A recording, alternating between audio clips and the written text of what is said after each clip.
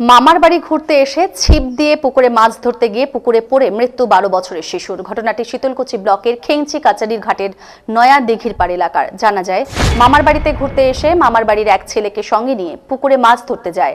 আর মাছ ধরতে গিয়ে বিপত্তি, পুকুরে পড়ে মৃত্যু হলো ওই 12 বছরের শিশুর। তবে জানা যায়, পুকুরে মাছ ধরার সময় তার পাশে এক ব্যক্তি দূরে দাঁড়িয়েছিলেন। তার নজরে আসে শিশুটি পুকুরে পড়ে যায়। সেই ব্যক্তি তৎক্ষণাৎ উদ্ধার করার অনেক চেষ্টা চালান। পুকুরটি অনেক গভীরের কারণে উদ্ধার করতে পারেননি সেই শিশুকে।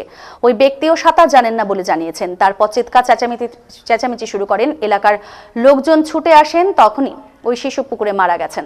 এলাকার লোকজন পুকুর থেকে ওই দেহ উদ্ধার করে। স্থানীয় এক ব্যক্তি জানিয়েছেন, ওই শিশুটির বাড়ি শিলিগুড়িতে, এখানে তার মামার বাড়িতে ঘুরতে এসেছিল। আর মামার বাড়ির ছেলেকে নিয়ে পুকুরে আসে মাছ ধরতে, আর সেখানে পুকুরে পড়ে মৃত্যু হয় তার। এই খবর পেয়ে ঘটনাস্থলে ছুটে আসে শীতলকুচি থানার পুলিশ দেহকে উদ্ধার করে থানায় নিয়ে আসে। পুলিশ সূত্রে জানা যায়, ময়নাতদন্তের পরে পরিবারের হাতে ওই দেহ তুলে দেওয়া হবে বলে জানিয়েছে।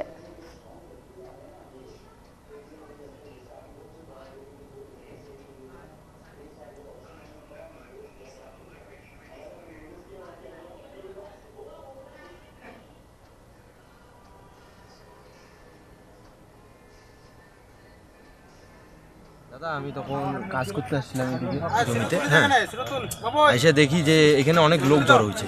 তারপর এসে যেটা দেখলাম যে একটা বাচ্চা পুকুরে পড়ে গেছে। তারপর বাচ্চাটাকে যতক্ষণে তুলছে ততক্ষণে মৃত। বাড়ি কোথায়? বাচ্চাটার বাড়ি তো আমি যেটা শুনলাম যে শিলিগুড়িতে। দুঃখজনক ঘটনা। আচ্ছা, কি শুনলেন এই ঘটনাটার বিবরণ? ঘটনাস্থলে তো আমরা ছিলাম না। আমরা যেটা শুনলাম, মাছ মারতেছিল বড়শি দিয়ে, দুটো বাচ্চা ছেলে মাছ মারতে মারতে হঠাৎ একজন জলে পড়ে যায়। তারপর যে ছেলেটা ছিল টানাটানি করতেছিল আর কি, পারে নাই।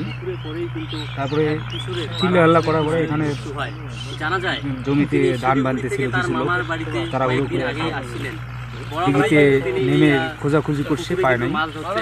তারপরে আরো অনেক লোকজন আসছে। কয়েকজন লোকজন নামার পরে মোটামুটি 1-1.5 ঘন্টা পরে ছেলেটাকে খুঁজে পাওয়া যায় এবং তারপরে যেটা দেখা গেল মারা গেছে আর কি।